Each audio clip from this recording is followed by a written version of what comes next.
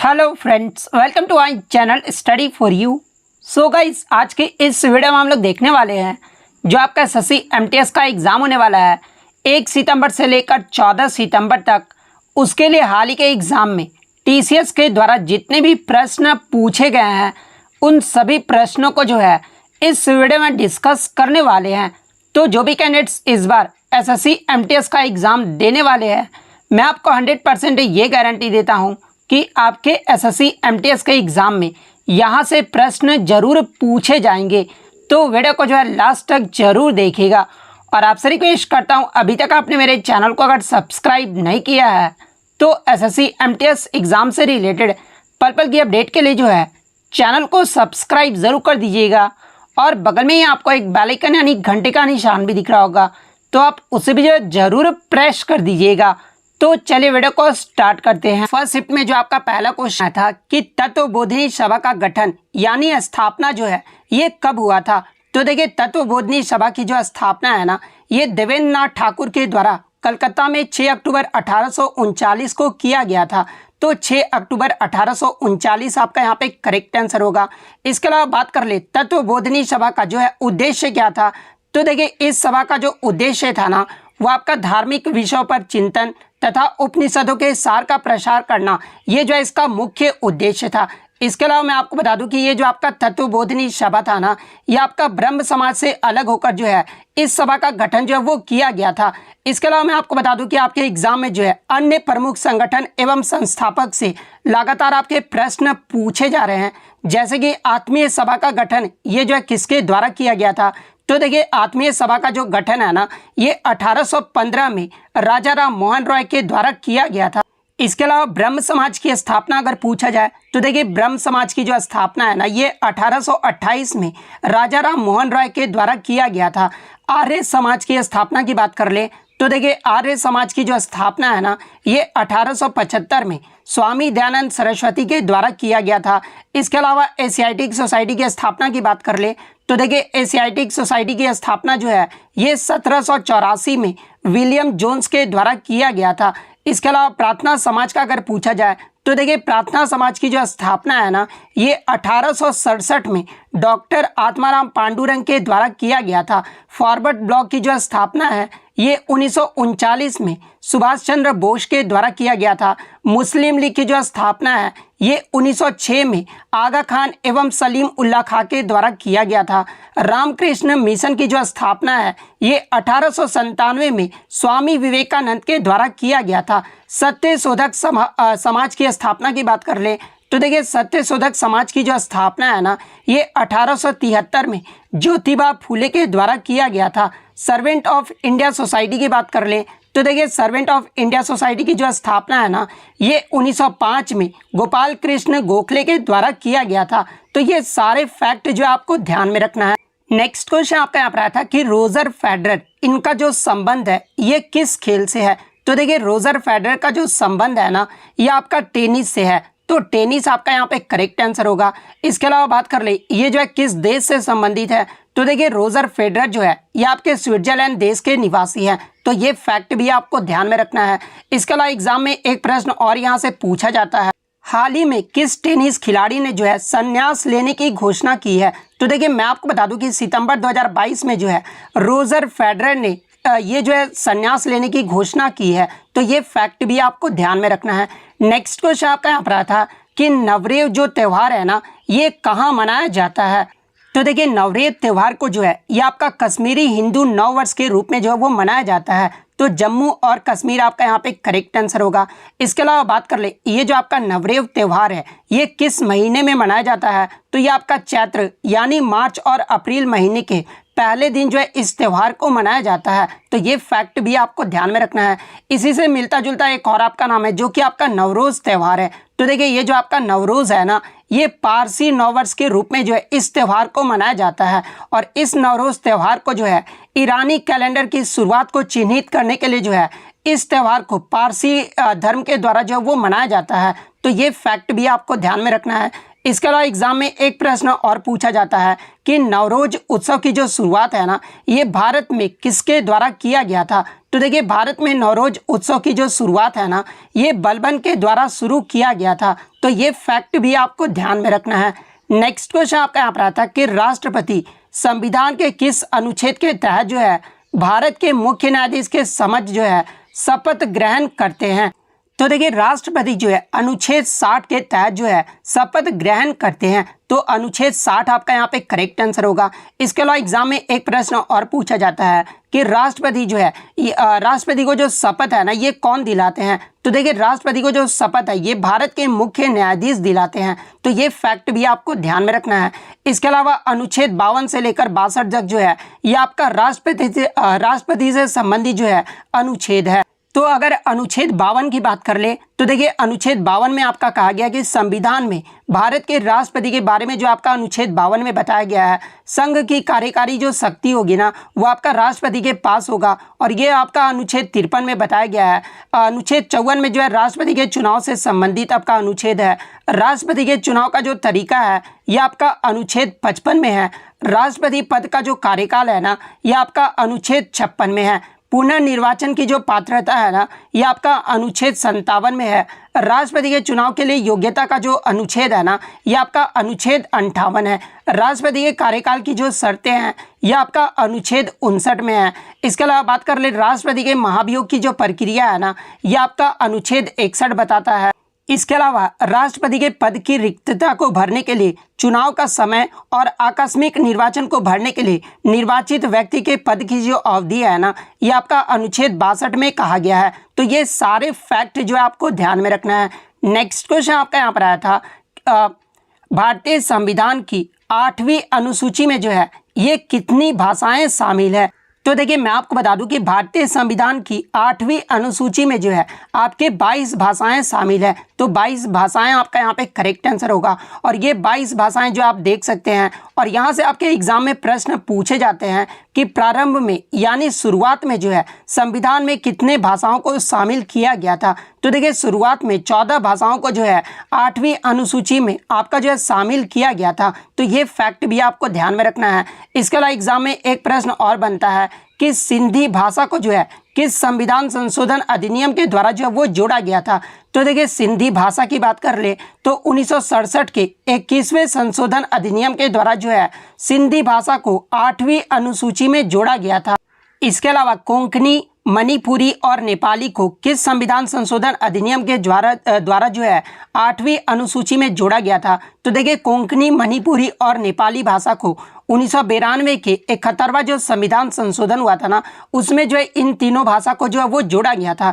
इसके अलावा एग्जाम में अगर पूछा जाए कि बोडो, डोगरी, मैथिली और संथाली, ये 4 भाषाओं को जो है किस संविधान संशोधन अधिनियम के द्वारा 8वीं अनुसूची में जोड़ा गया था। तो देखिए, बोडो, डोगरी, मैथिली और संथाली भाषा को 2003 के 92वें संविधान संशोधन अधिनियम द्वारा जो है इसे 8वीं अनुसूची में जोड़ा गया था। तो ये इंपॉर्टेंट पॉइंट भी आप ध्यान में रखिएगा।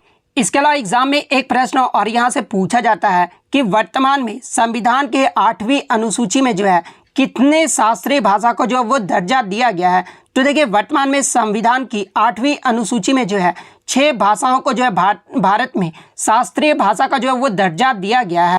और वो 6 भाषाएं कौन कौन से हैं। तो सबसे पहला तो आपका तमिल भाषा है, जिसे 2004 में शास्त्रीय भाषा का दर्जा दिया गया था। सेकंड आपका संस्कृत भाषा है, जिसे 2005 में शास्त्रीय भाषा का दर्जा दिया गया था। थर्ड आपका कन्नड़ भाषा है, जिसे 2008 में शास्त्रीय भाषा का दर्जा दिया गया था। फोर्थ आपका तेलुगु भाषा है, जिसे 2008 में जो है शास्त्रीय भाषा का दर्जा दिया गया था। फिफ्थ आपका मलयालम भाषा है, जिसे 2013 में जो है शास्त्रीय भाषा का दर्जा दिया गया था। और सिक्स्थ आपका उड़िया भाषा है, जिसे 2014 में जो है शास्त्रीय भाषा का दर्जा दिया गया था। तो ये सारे पॉइंट जो आपको ध्यान में रखना है। नेक्स्ट क्वेश्चन आपका यहाँ पर था कि प्रसिद्ध सांस्कृतिक स्थल रानी की वाव, ये जो है किस नदी के किनारे स्थित है। तो देखिए, अगर रानी की वाव की बात कर ले तो ये आपका भारत के गुजरात राज्य के पाटन जिले में स्थित एक प्रसिद्ध बावड़ी यानी सीढ़ीदार कुआं है। तो आपका अगर पूछा गया था किस नदी के किनारे स्थित है, तो ये आपका सरस्वती नदी के किनारे स्थित है। तो सरस्वती नदी आपका करेक्ट आंसर होगा।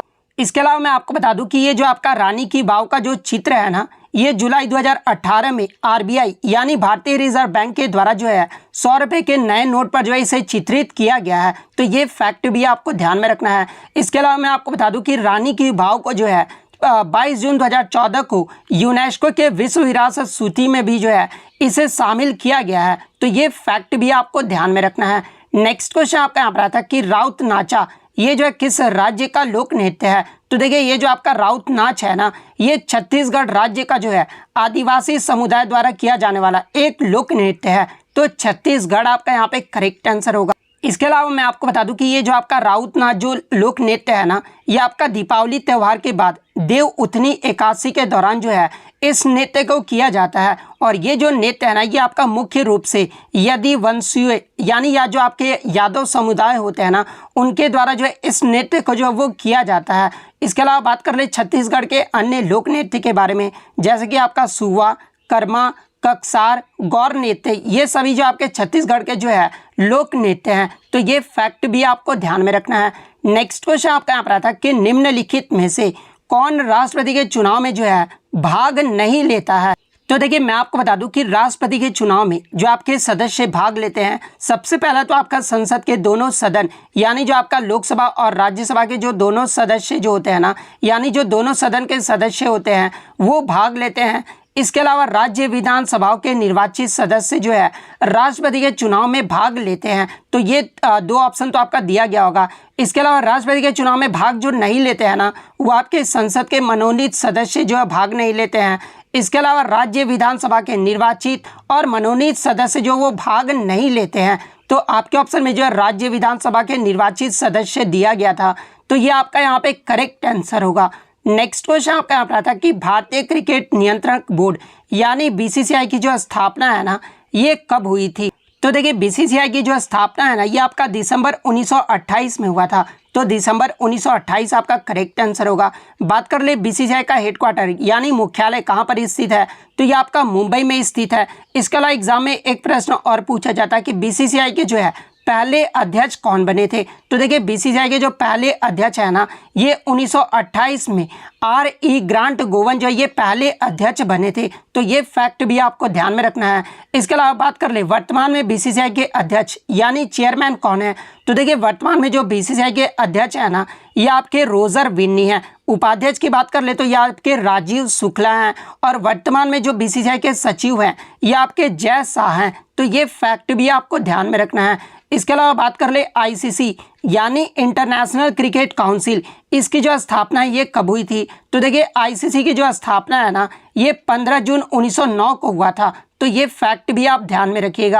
नेक्स्ट क्वेश्चन आपका यहाँ पर आता है कि English education act 1835 was based on report of which commission यानी अंग्रेजी शिक्षा अधिनियम 1835 जो ये किस आयोग के रिपोर्ट पर आधारित था। तो देखिए ये जो आपका 1835 का अंग्रेजी शिक्षा अधिनियम था ना, ये आपका जो है मैकाले के मिनट की रिपोर्ट पर आधारित था। तो मैकाले मिनट आपका यहाँ पे करेक्ट आंसर होगा। नेक्स्ट क्वेश्चन आपका यहाँ पर आता है कि उस्ताद अलाउद्दीन खान ये जो है किस वाद्य यंत्र से संबंधित थे। तो देखिए उस्ताद अलाउद्दीन खान की बात कर ले तो ये आपके सरोद वादक थे। तो सरोद वादक आपका करेक्ट आंसर होगा। इसके अलावा मैं आपको बता दूं कि उस्ताद अलाउद्दीन खान को जो है 1958 में पद्म भूषण और 1971 में जो है पद्म विभूषण पुरस्कार से सम्मानित किया गया था। तो ये फैक्ट भी आपको ध्यान में रखना है। नेक्स्ट क्वेश्चन आपका यहाँ पर आया था कि गेहूं की खेती के लिए सबसे अच्छी मिट्टी जो है ये कौन सी होती है। तो देखिए गेहूं की खेती के लिए सबसे अच्छी जो मिट्टी है ना, ये आपका क्ले लोम यानी दोमट मिट्टी होता है। तो दोमट मिट्टी आपका यहाँ पे करेक्ट आंसर होगा। नेक्स्ट क्वेश्चन आपका यहाँ पर आता है कि निम्नलिखित में से कौन सा जल निकाय यानी जल संधि जो है अंडमान और निकोबार को अलग करता है। तो देखिए ये जो आपका 10 डिग्री चैनल है ना, ये अंडमान और निकोबार द्वीप समूह को जो है अलग करता है। तो 10 डिग्री चैनल आपका यहाँ पे करेक्ट आंसर होगा। इसके अलावा बात कर ले 9 डिग्री चैनल के बारे में, तो देखिए ये जो आपका लक्षद्वीप और मिनिकॉय को जो वो अलग करता है। 8 डिग्री चैनल की अगर मैं बात कर लूँ तो ये आपका मिनिकॉय और मालदीव को जो है अलग करता है। तो ये फैक्ट भी आपको ध्यान में रखना है। नेक्स्ट क्वेश्चन आपका यहाँ पर आता है कि प्रधानमंत्री नेशनल अप्रेंटिसशिप मेला यानी प्रधानमंत्री राष्ट्रीय शिक्षुत मेला का जो आयोजन है ना, ये कितने जिलों में किया गया था। तो देखिए मैं आपको बता दूं कि कौशल विकास एवं उद्यमिता मंत्रालय के द्वारा 12 दिसंबर 2022 को जो है 25 राज्य और 197 जिलों में जो है प्रधानमंत्री राष्ट्रीय शिशुता मेला का जो आयोजन है वो किया गया था। तो 197 जिले आपका यहाँ पे करेक्ट आंसर होगा। नेक्स्ट क्वेश्चन आपका यहाँ पर आता है कि निम्नलिखित में से किसके शासनकाल में जो है हेनसोंग ने जो है पल्लव की राजधानी कांचीपुरम का जो वो भ्रमण किया था। तो देखिए ये जो आपका चीनी यात्री हेनसोंग था ना, ये आपका पल्लव की राजधानी कांचीपुरम का जो भ्रमण है ये आपके नरसिंहवर्मन प्रथम के शासनकाल के दौरान जो है वो किया था। तो नरसिंहवर्मन प्रथम आपका यहाँ पे करेक्ट आंसर होगा। इसके अलावा बात कर ले पल्लव का जो है संस्थापक कौन था, तो देखिए पल्लव वंश का जो संस्थापक थे ना ये आपके सिंह विष्णु थे। तो ये फैक्ट भी आपको ध्यान में रखना है। नेक्स्ट क्वेश्चन आपका यहाँ पर आता कि भारत में कितने वर्ष के अंतराल पर जो है जनगणना की जाती है। तो देखिए भारत में जो आपका 10 वर्षों के अंतराल पर जो है ये आपका जनगणना किया जाता है। तो 10 वर्ष आपका यहाँ पे करेक्ट आंसर होगा। इसके अलावा बात कर ले भारत में पहली जनगणना जो है ये कब कराई गई थी। तो देखिए भारत में जो पहली जनगणना है ना ये आपका 1872 ईस्वी में लॉर्ड मेयो के शासनकाल में जो वो किया गया था। वहीं अगर आधिकारिक जनगणना की बात कर ले तो देखिए भारत में जो पहला आधिकारिक जो जनगणना है ना वो आपका 1881 में लॉर्ड रिपन के शासनकाल में जो वो आयोजित करवाया गया था। तो ये फैक्ट भी आपको ध्यान में रखना है। नेक्स्ट क्वेश्चन आपका यहाँ पर आता है कि 2011 की जनगणना के अनुसार दूसरा सबसे बड़ा अल्पसंख्यक समुदाय कौन सा था। तो देखिए सबसे पहले हम लोग बात कर ले 2011 की जनगणना के अनुसार देश में अल्पसंख्यकों जनसंख्या का जो प्रतिशत है वो कितना रहा था। तो देखिए 2011 की जनगणना के अनुसार देश में अल्पसंख्यकों का जो प्रतिशत है ना वो कुल जनसंख्या का लगभग 19.3% रहा था, जिसमें आपका सबसे पहले अगर बात कर ले सबसे बड़ा जो अल्पसंख्यक समुदाय रहा था वो आपका जो है मुसलमान रहा था। मुसलमानों की जो संख्या है ना ये आपका 14.2% रहा था। और सेकंड यानी दूसरा जो सबसे बड़ा अल्पसंख्यक समुदाय रहा था ना ये आपका क्रिश्चियन यानी ईसाई रहा था। ईसाई का जो परसेंटेज रहा था वो आपका 2.3% रहा था। तो ईसाई आपका यहाँ पे करेक्ट आंसर होगा।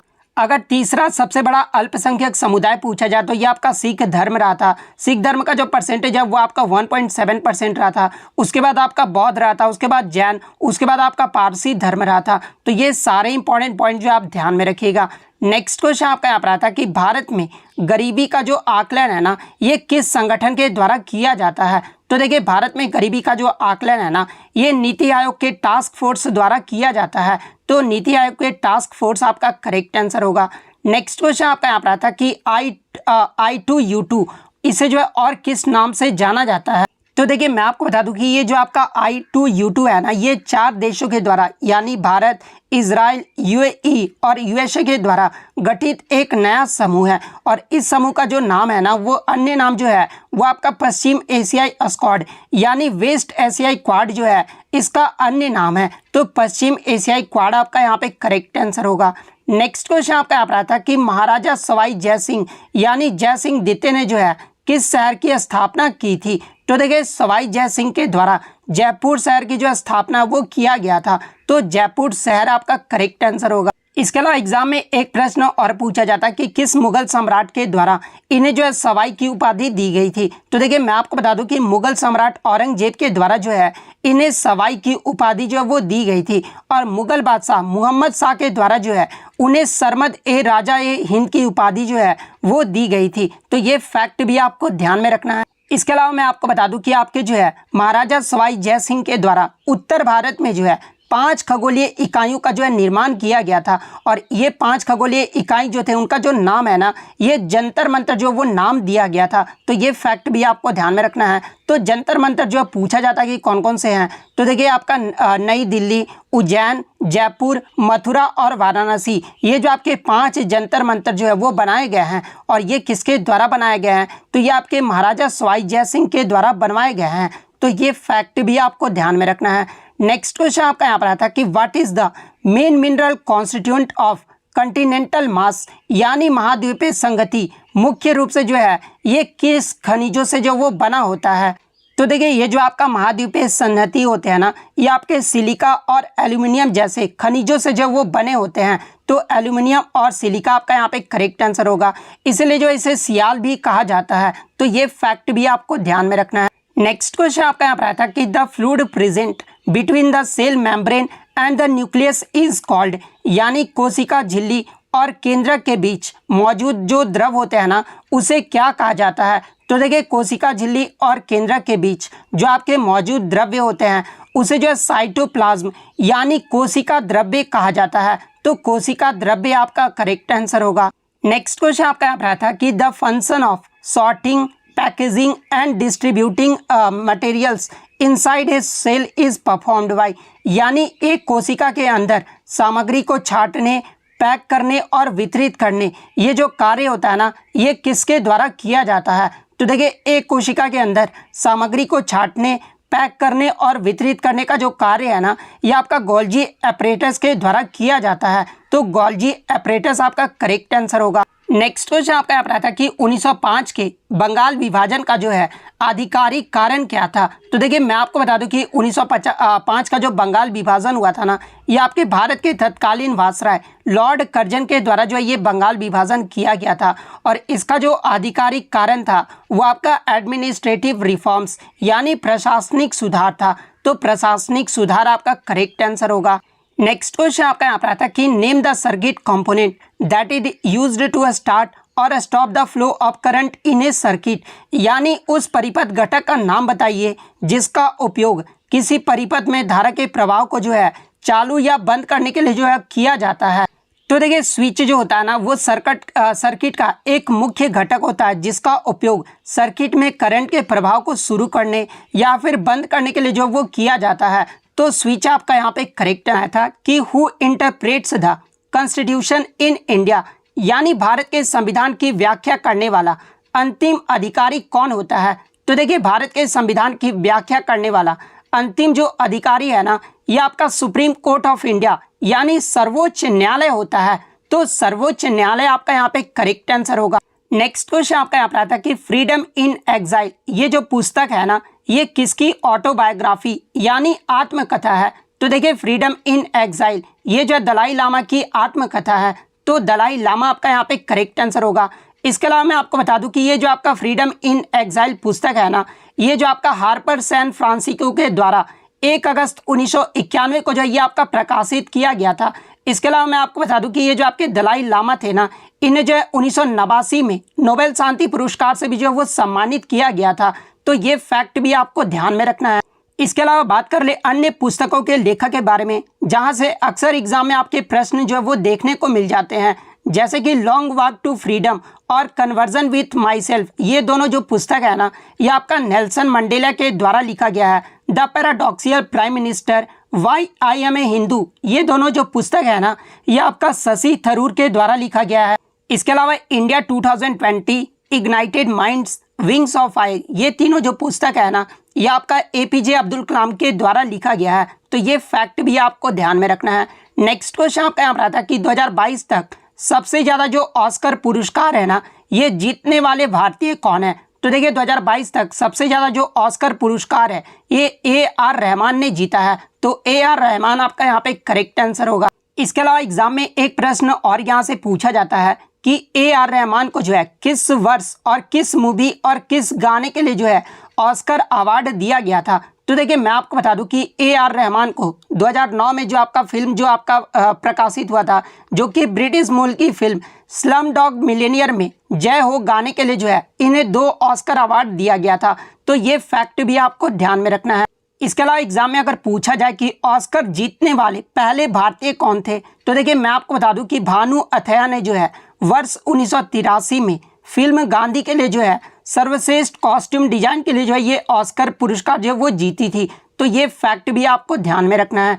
नेक्स्ट क्वेश्चन आपका यहाँ पर आता है कि किस भारतीय खिलाड़ी को जो है कैप्टन कूल के नाम से जाना जाता है? तो देखिए कैप्टन कूल या फिर माही या फिर थाला के नाम से ये जो आपके महेंद्र सिंह धोनी को जाना जाता है। तो महेंद्र सिंह धोनी आपका यहाँ पे करेक्ट आंसर होगा। इसके अलावा बात कर ले अन्य प्रसिद्ध खिलाड़ियों के उपनाम के बारे में, जहां से अक्सर एग्जाम में प्रश्न पूछा जाता है, जैसे कि हिटमैन के नाम से जो है ये रोहित शर्मा को जाना जाता है। रन मशीन या चीकू के नाम से जो है ये विराट कोहली को जाना जाता है।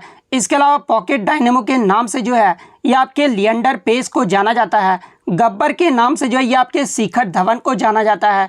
हिमा दास के नाम से ढिंग एक्सप्रेस के नाम से जो है ये आपके हिमा दास को जाना जाता है। जंबो के नाम से जो है अनिल कुंबले को जाना जाता है। मास्टर ब्लास्टर के नाम से जो है ये सचिन तेंदुलकर को जाना जाता है। हॉकी के जादूगर के रूप में जो है ये मेजर ध्यानचंद को जाना जाता है।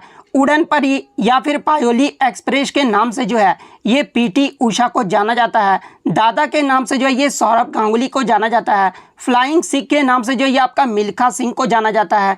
रावलपिंडी एक्सप्रेस के नाम से जो ये आपका शोएब अख्तर को जाना जाता है। टर्मिनेटर के नाम से जो है ये हरभजन सिंह को जाना जाता है। माही या फिर कैप्टन कूल या फिर थाला के नाम से जो है ये महेंद्र सिंह धोनी को जाना जाता है। दवाल के नाम से जो है ये राहुल द्रविड़ को जाना जाता है। मैसूर एक्सप्रेस के नाम से जो है जगवाल श्रीनाथ को जो है वो जाना जाता है। इसके अलावा मुल्तान का सुल्तान या फिर नवाजगढ़ के नवाब के नाम से जो है ये वीरेंद्र सहवाग को जाना जाता है। इंडियन एक्सप्रेस के नाम से जो है ये महेश भूपति और लिएंडर पेस को जो है वो जाना जाता है। ब्लैक पर्ल के नाम से जो है ये पेले को जाना जाता है। तो ये सारे फैक्ट जो है आपको ध्यान में रखना है। नेक्स्ट क्वेश्चन आपका यहाँ पर आया था कि भगत सिंह और बटुकेश्वर दत्त ने सेंट्रल असेंबली पर जो है ये कब बम फेंका था। तो देखिए भगत सिंह और बटुकेश्वर दत्त के द्वारा सेंट्रल असेंबली पर जो है ये 8 अप्रैल 1929 को जो है बम फेंका गया था। तो 8 अप्रैल 1929 आपका करेक्ट आंसर होगा। नेक्स्ट क्वेश्चन आपका यहाँ पर आता है कि केलुचरण महापात्र ये जो है किस शास्त्रीय नृत्य शैली से संबंधित है। तो देखिए केलुचरण महापात्र की बात कर ले तो ये आपके ओडिसी नृत्य शैली से संबंधित है। तो ओडिसी आपका यहाँ पे करेक्ट आंसर होगा। इसके अलावा मैं आपको बता दूं कि ये जो आपके केलुचरण महापात्र है ना ये पद्म विभूषण प्राप्त करने वाले उड़ीसा के पहले व्यक्ति हैं। तो ये फैक्ट भी आपको ध्यान में रखना है। इसके अलावा बात कर ले इन्हें पद्म विभूषण से कब सम्मानित किया गया था। तो देखिए 2000 ईस्वी में जो है केलुचरण महापात्र को पद्म विभूषण से सम्मानित किया गया था। 1974 में जो है पद्मश्री से सम्मानित किया गया था। इसके अलावा 1988 में जो है इन्हें पद्म भूषण पुरस्कार से सम्मानित किया गया था। तो ये फैक्ट भी आपको ध्यान में रखना है। इसके अलावा बात कर ले ओडिसी नृत्य के प्रसिद्ध नर्तक के बारे में, जैसे कि सुजाता महापात्र, रतिकांत महापात्र, गंगाधर प्रधान, इन सभी का जो संबंध है ना ये आपका ओडिसी नृत्य से है। नेक्स्ट क्वेश्चन आपका यहाँ पर आता है कि सती प्रथा का जो अंत है ना ये किस वर्ष में हुआ था। तो देखिए मैं आपको बता दूं कि 4 दिसंबर वर्ष 1829 को लॉर्ड विलियम बेंटिक की अगुवाई यानी उस समय जो भारत का ब्रिटिश गवर्नर जनरल था वो लॉर्ड विलियम बेंटिक था और इसी के अगुवाई और राजा राम मोहन राय जैसे भारतीय समाज सुधारकों के प्रयास से जो है सती प्रथा पर 4 दिसंबर वर्ष 1829 को जो है भारत में पूरी तरह से जो है वो रोक लग गया था। तो 4 दिसंबर 1829 आपका यहाँ पे करेक्ट आंसर होगा। नेक्स्ट क्वेश्चन आपका यहाँ पर आता कि इनमें से कौन सा राजस्थान का प्रसिद्ध लोक नृत्य है। तो जहाँ पे ऑप्शन में आपका कालबेलिया दिया गया था। तो देखिए ये जो आपका कालबेलिया नृत्य है ना ये राजस्थान का प्रसिद्ध लोक नृत्य है। तो कालबेलिया आपका करेक्ट आंसर होगा। इसके अलावा बात कर ले राजस्थान के अन्य महत्वपूर्ण लोक नृत्य के बारे में, जैसे कि घूमर, गैर, चारी, गिनाद, झूलन लीला, भवई, कच्छी घोड़ी, इन सभी का जो संबंध है ना ये राजस्थान के लोक नृत्य है। तो ये फैक्ट भी आपको ध्यान में रखना है। नेक्स्ट क्वेश्चन आपका यहाँ पर आता कि फुटबॉल में जो है कितने खिलाड़ी होते हैं। तो देखिए फुटबॉल में जो आपके 11 खिलाड़ी होते हैं। तो 11 आपका यहाँ पे करेक्ट आंसर होगा। इसके अलावा अन्य खेल में खिलाड़ियों की संख्या अगर देख लें तो बेसबॉल में जो आपके 9 खिलाड़ी होते हैं, हॉकी में जो आपके 11 खिलाड़ी होते हैं, नेटबॉल में जो आपके 7 खिलाड़ी होते हैं, वाटर पोलो में जो आपके 7 खिलाड़ी होते हैं, खो खो में आपके 9 खिलाड़ी होते हैं, कबड्डी में आपके 7 खिलाड़ी होते हैं, टेनिस में जो आपका 1 या 2 खिलाड़ी होते हैं, क्रिकेट की बात कर ले तो 11 खिलाड़ी होते हैं, पोलो में आपके 4 खिलाड़ी होते हैं, रग्बी फुटबॉल में जो आपके 15 खिलाड़ी होते हैं। इसके अलावा बास्केटबॉल में जो आपके 5 खिलाड़ी होते हैं, बॉक्सिंग में आपके 1 खिलाड़ी होते हैं, लॉन टेनिस में 1 या 2 खिलाड़ी होते हैं, चेस में आपके 1 या 2 खिलाड़ी होते हैं, फुटबॉल में आपके 11 प्लेयर होते हैं, वॉलीबॉल में आपके 6 प्लेयर होते हैं, टेबल टेनिस में आपके 1 या 2 खिलाड़ी होते हैं। इसके अलावा टेबल टेनिस ये तो सभी आपके खेल जो है वो आपके इम्पॉर्टेंट है। तो सभी को जो आप ध्यान में जरूर रखिएगा। नेक्स्ट क्वेश्चन आपका यहाँ पर आता कि सातवाहन वंश का सबसे महत्वपूर्ण शासक जो है वो कौन था। तो देखिए मैं आपको बता दूं कि गौतमी पुत्र श्री सातकर्णी जो है ये सातवाहन वंश के सबसे महान शासक थे। तो गौतमी पुत्र श्री सातकर्णी आपका यहाँ पे करेक्ट आंसर होगा। इसके अलावा बात कर ले सातवाहन वंश के बारे में कि सातवाहन वंश की स्थापना कब और किसने की थी। तो देखिए सातवाहन वंश की जो स्थापना है ना, ये आपका 230 से 60 ईसा पूर्व के बीच राजा सिमुक के द्वारा जो है सातवाहन वंश की स्थापना किया गया था। इसके अलावा बात कर ले सातवाहन वंश की राजधानी कहाँ थी, तो देखिए ये जो आपका प्रतिष्ठान था ना, जो कि आपका महाराष्ट्र और औरंगाबाद जिले में स्थित है, और ये जो आपका सातवाहन वंश का जो वो राजधानी रहा था। इसके अलावा बात कर ले सातवाहन साम्राज्य का राजकीय भाषा क्या था, तो देखिए सातवाहन साम्राज्य का जो राजकीय भाषा था ये आपका प्राकृत था। वहीं अगर लिपि की बात कर ले तो देखिए सातवाहन वंश का जो लिपि था ना, ये आपका ब्राह्मी लिपि था। तो ये फैक्ट भी आपको ध्यान में रखना है। नेक्स्ट क्वेश्चन आपका यहाँ पर आता है कि धार्मिक कार्यों के प्रबंधन की स्वतंत्रता भारतीय संविधान के किस अनुच्छेद के अंतर्गत आता है। तो देखिए धार्मिक कार्यों के प्रबंधन की जो स्वतंत्रता है ना, ये आपका अनुच्छेद 26 के अंतर्गत आता है। तो अनुच्छेद 26 आपका यहाँ पे करेक्ट आंसर होगा।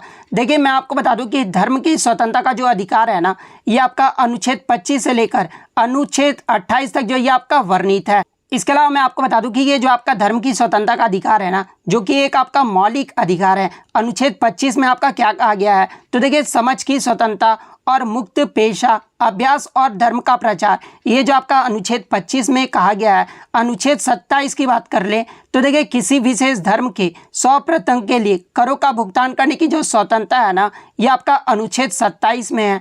धार्मिक शिक्षा में भाग लेने से स्वतंत्रता, ये जो आपका अनुच्छेद 28 में बताया गया है। इसके अलावा मैं आपको बता दूं कि अल्पसंख्यकों के हित का जो संरक्षण है ना, ये आपका अनुच्छेद 29 में है। शैक्षिक संस्थानों की स्थापना और प्रशासन के लिए अल्पसंख्यकों का जो अधिकार है ना, ये आपका अनुच्छेद 30 में दिया गया है। तो ये फैक्ट भी आपको ध्यान में रखना है। नेक्स्ट क्वेश्चन आपका यहाँ पर आता है कि विश्व का सबसे बड़ा महाद्वीप कौन सा है। तो देखिए विश्व का जो सबसे बड़ा महाद्वीप है ना, ये आपका एशिया महाद्वीप है। तो एशिया महाद्वीप आपका करेक्ट आंसर होगा। इसके अलावा अगर एग्जाम में पूछा जाए कि विश्व में कुल कितने महाद्वीप हैं, तो देखिए विश्व में जो आपके टोटल 7 महाद्वीप हैं। और क्षेत्रफल की दृष्टि से अगर बात कर ले तो विश्व का दूसरा जो सबसे बड़ा महाद्वीप है, यह आपका अफ्रीका महाद्वीप है। उसके बाद आपका उत्तरी अमेरिका महाद्वीप है। उसके बाद आपका दक्षिणी अमेरिका है। उसके बाद अंटार्कटिका है। उसके बाद आपका यूरोप है। और सबसे जो छोटा महाद्वीप है ना, यह आपका ऑस्ट्रेलिया महाद्वीप है। तो ये फैक्ट भी आपको ध्यान में रखना है। इसके अलावा अगर महासागर की बात कर ले तो विश्व का जो सबसे बड़ा महासागर है ना, यह आपका पैसिफिक ओशियन यानी प्रशांत महासागर है। दूसरा सबसे बड़ा महासागर अगर पूछा जाए तो यह आपका अटलांटिक ओशियन यानी अटलांटिक महासागर है। तीसरा सबसे बड़ा महासागर अगर पूछा जाए तो देखिए तीसरा सबसे बड़ा जो महासागर है ना, यह आपका इंडियन ओशियन यानी हिंद महासागर है। चौथे की बात कर ले तो यह आपका दक्षिणी अंटार्कटिक महासागर यानी साउथर्न अंटार्कटिक ओशियन है। और सबसे छोटा अगर महासागर पूछा जाए तो यह आपका आर्कटिक ओशियन यानी आर्कटिक महासागर है। तो ये फैक्ट भी आपको ध्यान में रखना है। नेक्स्ट क्वेश्चन आपका यहाँ पर आया था कि इनमें से कौन सी जल संधि जो है भारत और श्रीलंका को विभाजित करता है। तो देखिए ये जो आपका पाक स्ट्रेट यानी पाक जलडमरू मध्य है ना, ये भारत और श्रीलंका को अलग करता है। तो पाक जलडमरू मध्य आपका करेक्ट आंसर होगा। इसके अलावा अन्य जलडमरू मध्य के बात कर ले तो देखिए मलेशिया तथा इंडोनेशिया को ये जो है कौन सा जलडमरू मध्य अलग करता है, तो ये आपका मलक्का जलडमरू मध्य अलग करता है। जावा एवं बाली को जो है ये आपका बाली जलडमरू मध्य जो है अलग करता है। इसके अलावा रूस और संयुक्त राज्य अमेरिका को जो है ये आपका बेरिंग जलडमरू मध्य जो है अलग करता है। तो ये फैक्ट भी आपको ध्यान में रखना है। नेक्स्ट क्वेश्चन आपका यहाँ पर आता है कि सेरीकल्चर का जो संबंध है ना, ये किससे है। तो देखिए सेरीकल्चर जो है ये आपके रेशम कीट पालन से संबंधित है। तो रेशम कीट पालन आपका करेक्ट आंसर होगा। इसके अलावा अन्य पालन की बात कर ले तो देखिए ये जो आपका एपीकल्चर है ना, ये आपके मधुमक्खी पालन से संबंधित है। फ्लोरिकल्चर की बात कर ले तो ये आपके फूलों की खेती से संबंधित है। हॉर्टिकल्चर जो है ये आपका सब्जी की खेती से संबंधित है। पीसी कल्चर की बात कर ले तो ये आपका मछली पालन से संबंधित है। वर्मी कल्चर जो ये आपका केचुआ पालन से संबंधित है। वीटी कल्चर जो ये आपका अंगूर की खेती से संबंधित है। फंगी कल्चर जो ये आपका मशरूम की खेती से संबंधित है। तो ये सारे फैक्ट जो है आपको ध्यान में रखना है। नेक्स्ट क्वेश्चन आपका यहाँ पर आता है कि निमोनिया रोग ये जो है मानव शरीर के किस अंग को जो है प्रभावित करता है। तो देखिए ये जो आपका निमोनिया रोग है ना, ये मानव शरीर के लंग्स यानी फेफड़ों को जो है प्रभावित करता है। तो फेफड़ा आपका यहाँ पे करेक्ट आंसर होगा। और देखिए मैं आपको बता दूं कि ये जो आपका निमोनिया रोग है ना, ये फेफड़े में सूजन की स्थिति जो है इस रोग में जो वो बन जाती है। और ये जो आपका मुख्य रूप से विषाणु और जीवाणु के संक्रमण से जो है वो होता है। तो ये फैक्ट भी आपको ध्यान में रखना है। नेक्स्ट क्वेश्चन आपका यहाँ पर आया था कि राज्यसभा का सदस्य बनने के लिए न्यूनतम आयु जो है ये कितनी होनी चाहिए। तो देखिए राज्यसभा का सदस्य बनने के लिए जो आपका न्यूनतम आयु है ना ये 30 वर्ष होना चाहिए। तो 30 वर्ष आपका करेक्ट आंसर होगा। इसके अलावा बात कर ले लोकसभा का सदस्य बनने के लिए न्यूनतम आयु कितना होना चाहिए, तो ये 25 वर्ष होना चाहिए। राष्ट्रपति बनने का जो न्यूनतम आयु है ना ये 35 वर्ष होना चाहिए। वहीं भारत के प्रधानमंत्री बनने के लिए जो है न्यूनतम आयु 25 वर्ष होना चाहिए। तो ये फैक्ट भी आपको ध्यान में रखना है। नेक्स्ट क्वेश्चन आपका यहाँ पर आता है कि निम्नलिखित में से किस नदी का जो उद्गम स्थल है ना ये महाराष्ट्र राज्य में है। तो देखिए ये जो आपका गोदावरी नदी है ना ये महाराष्ट्र के त्र्यंबकेश्वर से जो ये आपका निकलता है। तो देखिए गोदावरी नदी का जो उद्गम होता है ये आपका महाराष्ट्र राज्य से होता है। तो गोदावरी नदी आपका यहाँ पे करेक्ट आंसर होगा। नेक्स्ट क्वेश्चन आपका यहाँ पर आता है कि 2011 की जनगणना के अनुसार भारत के किस राज्य का जो लिंगानुपात है ना वो सबसे अधिक या फिर सबसे कम ये पूछा गया था। तो देखिए मैं आपको दोनों बता देता हूँ कि 2011 की जो जनगणना हुई थी ना उसमें सबसे ज़्यादा जो लिंगानुपात वाला राज्य रहा था ये आपका केरल राज्य रहा था। केरल राज्य का जो लिंगानुपात है ना ये आपका 1000 पुरुषों पर 1084 महिलाएं थी। वहीं अगर सबसे कम लिंगानुपात वाला राज्य की बात कर ले तो देखिए सबसे कम जो लिंगानुपात वाला राज्य रहा था ना ये आपका हरियाणा राज्य रहा था। हरियाणा का जो लिंगानुपात है ना वो आपका 1000 पुरुषों पर जो है 877 महिलाएं थी। तो सबसे अधिक अगर पूछा गया था तो केरल आपका करेक्ट आंसर होगा। सबसे कम अगर पूछा गया था तो हरियाणा आपका करेक्ट आंसर होगा। इसके अलावा अगर ओवरऑल पूछ ले कि सबसे कम जो है लिंगानुपात किसका रहा था तो देखिए सबसे कम जो लिंगानुपात है ना ये आपका केंद्र शासित प्रदेश दमन और दीव का रहा था जो कि आपका 1000 पुरुषों पर जो है 618 महिलाएं थी। तो ये फैक्ट भी आपको ध्यान में रखना है। और भारत का लिंगानुपात कितना रहा था तो देखिए 2011 की जनगणना में भारत का जो लिंगानुपात है ना ये आपका 943 रहा था। तो ये फैक्ट भी आप ध्यान में रखिएगा।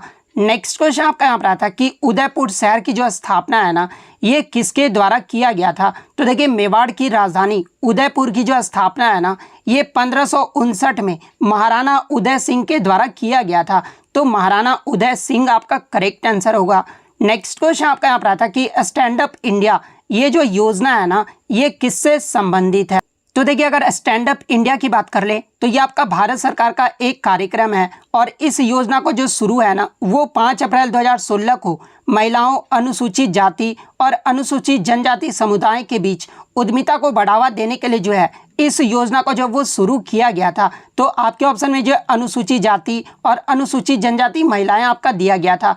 तो ये आपका यहाँ पे करेक्ट आंसर होगा। नेक्स्ट क्वेश्चन आपका यहाँ पर आता है कि प्रसिद्ध अंबुबाची मेला ये जो है भारत के किस शहर में प्रत्येक वर्ष आयोजित किया जाता है। तो देखिए ये जो आपका प्रसिद्ध अंबुबाची मेला है ना ये भारत के आपका गुवाहाटी शहर में जो है ये प्रत्येक वर्ष आयोजित किया जाता है। अगर राज्य पूछा जाए तो ये आपका असम राज्य में आयोजित किया जाता है, लेकिन आपके ऑप्शन में जो गुवाहाटी दिया गया था तो गुवाहाटी आपका यहाँ पे करेक्ट आंसर होगा। इसके अलावा एग्जाम में एक प्रश्न और पूछा जाता है कि ये जो आपका अंबुबाची मेला है ना ये असम के किस मंदिर में जो है लगता है। तो ये आपका कामाख्या मंदिर में लगता है। तो ये फैक्ट भी आपको ध्यान में रखना है। नेक्स्ट क्वेश्चन आपका यहाँ पर आता है कि चंगेज खान के नेतृत्व में मंगोलों ने भारत पर जो है आक्रमण कब किया था। तो देखिए मैं आपको बता दूं कि चंगेज खान जो था ना ये मंगोल साम्राज्य का जो है वो संस्थापक था और इसने जो है वर्ष 1221 ईस्वी में भारत पर आक्रमण किया था। तो वर्ष 1221 ईस्वी आपका यहाँ पे करेक्ट आंसर होगा। इसके अलावा एग्जाम में एक प्रश्न और पूछा जाता है कि चंगेज खान के अधीन मंगोलों ने किसके शासनकाल में जो है भारत पर आक्रमण किया था। तो देखिए उस समय जो भारत पे शासनकाल रहा था ना वो इल्तुतमिश का रहा था। तो नेक्स्ट क्वेश्चन आपका यहाँ पर आया था कि इनमें से कौन सा आर्टिफिशियल स्वीटनर है, जहाँ पे ऑप्शन में आपका ग्लूकोज, सोडियम बेंजोएट, सैक्रीन और लैक्टोमेसिन दिया गया था। तो देखिए ये जो आपका सैक्रीन है ना एक आर्टिफिशियल स्वीटनर है। तो सैक्रीन आपका यहाँ पे करेक्ट आंसर होगा। तो थर्ड शिफ्ट में जो आपका पहला क्वेश्चन आया था कि निम्नलिखित में से कौन सी पुस्तक जो है हर्षवर्धन के द्वारा नहीं लिखी गई थी। तो देखिए हर्षवर्धन के द्वारा जो है रत्नावली, नागानंद, प्रियदर्शिका ये सभी जो पुस्तकें है ना ये आपका हर्षवर्धन के द्वारा लिखा गया था। और इनमें से जो आपका चौथा ऑप्शन दिया गया था ना वो आपका अमुक्त माल्य दिया गया था।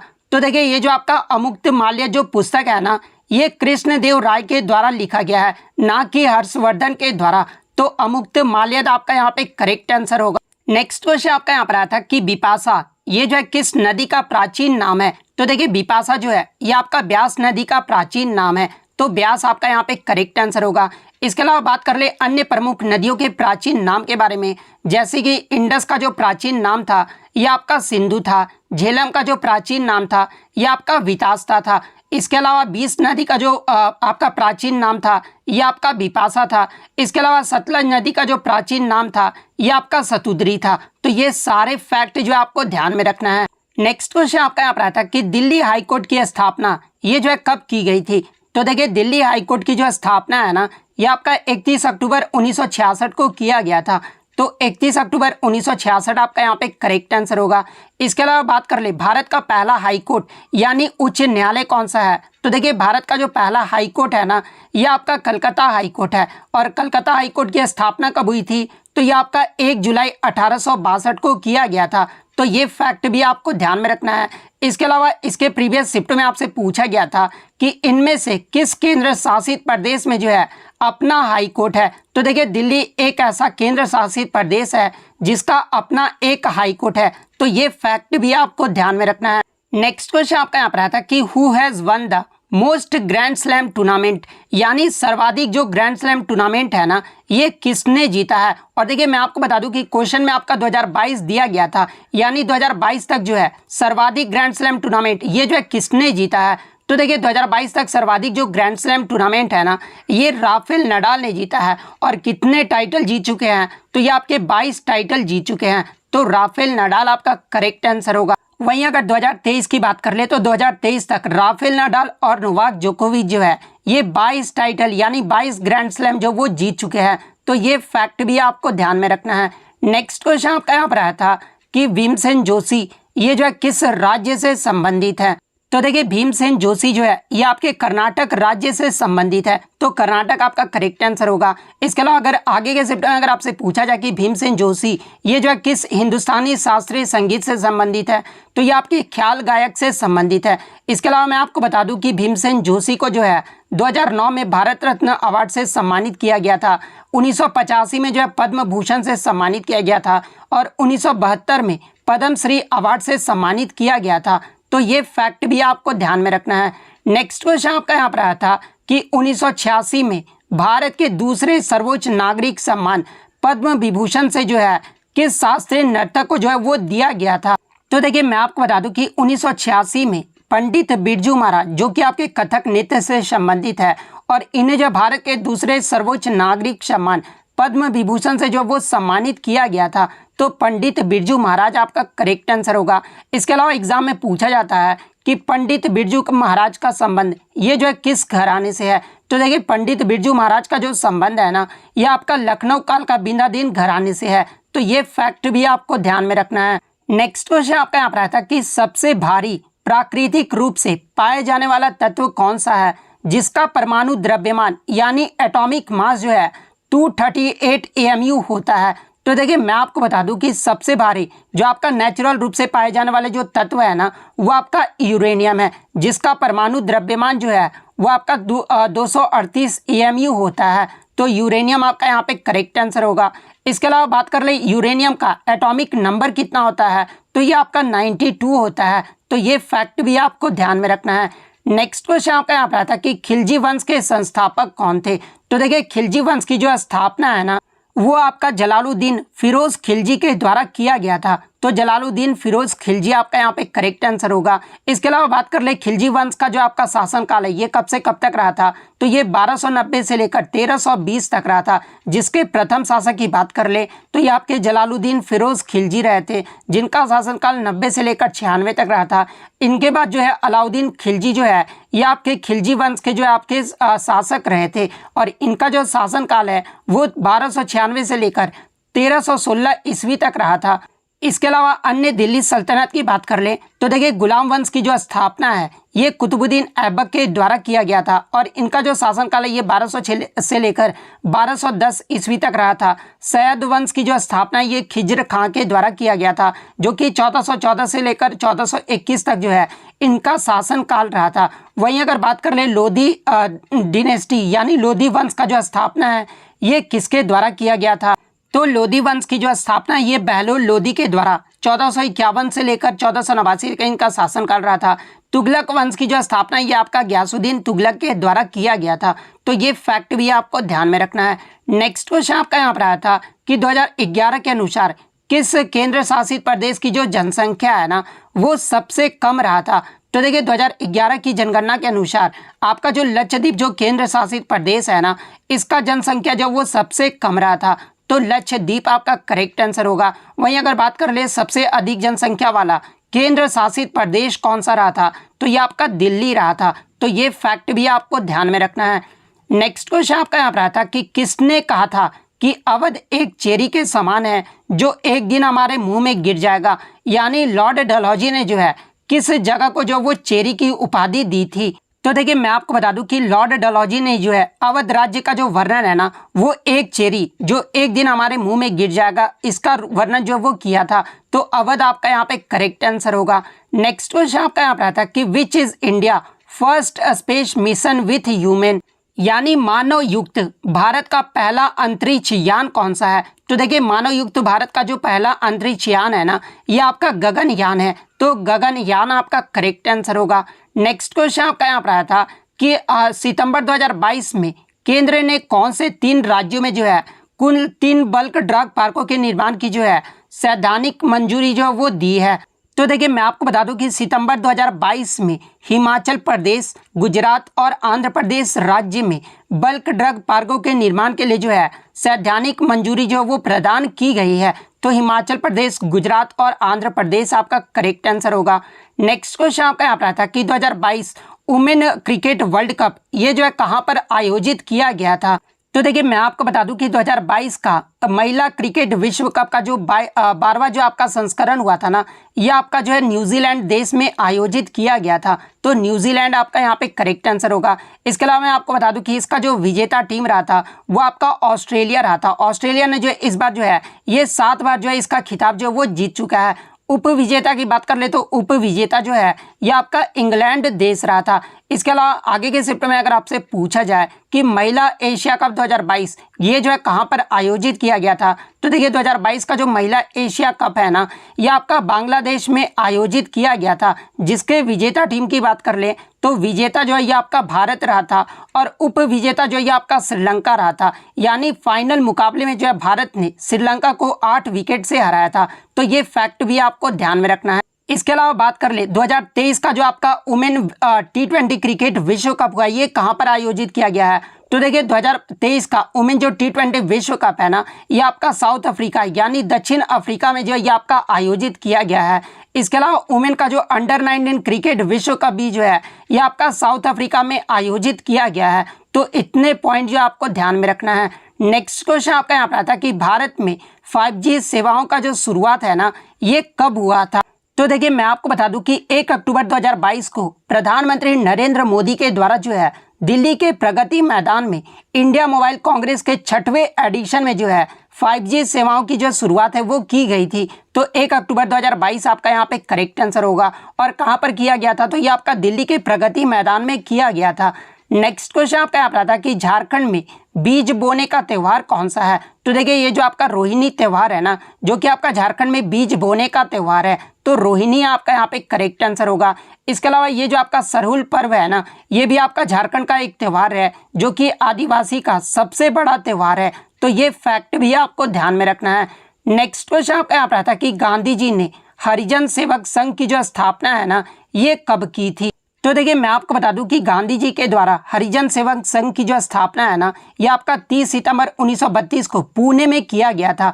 तो 30 सितंबर 1932 आपका करेक्ट आंसर होगा। और देखिए मैं आपको बता दूं कि हरिजन सेवक संघ का जो पहले नाम था ना यानी इस संगठन का जो पहला नाम था वो आपका अस्पृश्यता निवारण संघ रखा गया था जिसे 13 सितंबर 1933 को जो है हरिजन सेवक संघ का जो वो नाम दिया गया था। तो ये फैक्ट भी आपको ध्यान में रखना है। इसके अलावा मैं आपको बता दूं कि हरिजन सेवक संघ के जो प्रथम अध्यक्ष थे ना ये आपके घनश्याम बिरला थे और इसके जो प्रथम सचिव थे ये आपके अमृतलाल विठलदास ठक्कर थे। तो ये फैक्ट भी आपको ध्यान में रखना है। नेक्स्ट क्वेश्चन आपका यहाँ पर था कि 2011 की जनगणना के अनुसार भारत में साक्षरता दर यानी लिटरेसी रेट जो है ये किस राज्य का सबसे अधिक रहा था। तो देखिए मैं आपको बता दूं कि 2011 की जनगणना में केरल राज्य का जो लिटरेसी रेट यानी साक्षरता दर जो है ये सबसे ज़्यादा रहा था। कितना रहा था? तो ये आपका 94% रहा था। वहीं अगर सबसे कम साक्षरता दर वाले राज्य की बात कर ले तो ये आपका बिहार राज्य का रहा था। बिहार का जो लिटरेसी रेट है ना ये आपका 63.82% रहा था। वहीं अगर भारत के साक्षरता दर की बात कर ले तो ये आपका 74.04% रहा था, जहाँ पर पुरुषों का जो साक्षरता दर है वो आपका 82.14% रहा था और महिलाओं का जो साक्षरता दर है ना ये आपका 65.46% रहा था। तो ये फैक्ट भी आपको ध्यान में रखना है। नेक्स्ट क्वेश्चन आपका यहाँ पर रहा था कि ब्लैक बक नेशनल पार्क ये जो है कहाँ पर स्थित है? तो देखिए ये जो आपका ब्लैक बक नेशनल पार्क है ना ये आपका गुजरात राज्य में स्थित है। तो गुजरात आपका करेक्ट आंसर होगा। नेक्स्ट क्वेश्चन आपका यहाँ पर रहा था कि रविन्द्रनाथ टैगोर की पुस्तक ये जो आपका गल्फ गुच्छा है ना ये किस प्रकार की पुस्तक है? तो देखिए मैं आपको बता दूं कि ये जो आपका गल्फ गुच्छा पुस्तक है ये रविन्द्रनाथ टैगोर के द्वारा लिखा गया पुस्तक है। और ये जो आपका गल्फ गुच्छा जो पुस्तक था ये आपका 95 छोटी कहानियों का जो वो संग्रह है। तो कहानियां आपका यहाँ पे करेक्ट आंसर होगा, क्योंकि पूछा गया था कि किस प्रकार का जो है वो पुस्तक है। नेक्स्ट क्वेश्चन आपका यहाँ पर रहा था कि कौन सा शास्त्रीय नृत्य जिसे एखारिया भी कहा जाता है, जिसमें एक ही नर्तक द्वारा जो है कई भूमिकाओं को जो है वो प्रदर्शन किया जाता है? तो देखिए मैं आपको बता दूं कि भरतनाट्यम नृत्य को जो है एकहार्य नृत्य के रूप में जो वो जाना जाता है, जहां पर एक ही नर्तक जो है एक ही प्रदर्शन में कई भूमिकाएं जो वो निभाते हैं। तो भरतनाट्यम नृत्य आपका यहाँ पे करेक्ट आंसर होगा। नेक्स्ट क्वेश्चन आपका यहाँ पर था कि मुगलों का पहला जो नियोजित शहर है ना ये कौन सा था? तो देखिए मैं आपको बता दूं कि ये जो आपका फतेहपुर सीकरी है ना ये मुगलों का पहला नियोजित शहर था, जिसे मुगल बादशाह अकबर के द्वारा जो है 1572 से 1585 के बीच जो है इसे अपनी राजधानी जो वो बनाया था। तो फतेहपुर सीकरी आपका यहाँ पे करेक्ट आंसर होगा। नेक्स्ट क्वेश्चन आपका यहाँ पर आता है कि राज्य के नीति निर्देशक सिद्धांत यानी जो आपके DPSP है ना ये जो है किस देश से लिए गए हैं? तो देखिए राज्य के नीति निर्देशक जो सिद्धांत है ये आपके आयरलैंड देश से लिए गए हैं, लेकिन बच्चे बता रहे थे कि आयरलैंड ऑप्शन में नहीं दिया गया था। तो देखिए मैं आपको बता दूं कि फिर आपका आयरिश जो ऑप्शन में दिया गया होगा, तो आयरिश अगर ऑप्शन में दिया गया था तो ये आपका यहाँ पे करेक्ट आंसर होगा। नेक्स्ट क्वेश्चन आपका यहाँ पर आता है कि इनमें से कौन जो है थैलाफाइटा समूह से संबंधित नहीं है? यहाँ पर नहीं है पूछा गया था। तो देखिए मैं आपको बता दूं कि शैवाल, स्पाइरोगाइरा, थुलोथ्रिक्स, उल्लव, कवक ये सब जो आपके थैलोफाइटा समूह के अंतर्गत आते हैं। तो इनमें से आपका 3 तो ऑप्शन में दिया गया था। इसके अलावा जो आपका चौथा ऑप्शन दिया गया था ना ये आपका मार्चिंटिया दिया गया था। मैं आपको लिख के भी बता देता हूँ, MARCHANTI ये जो आपका दिया गया था। तो देखिए ये जो आपका मार्चेंटिया है ना ये आपका ब्रायोफाइटा समूह के अंतर्गत आता है। तो मार्चेंटिया आपका यहाँ पे करेक्ट आंसर होगा। तो इतना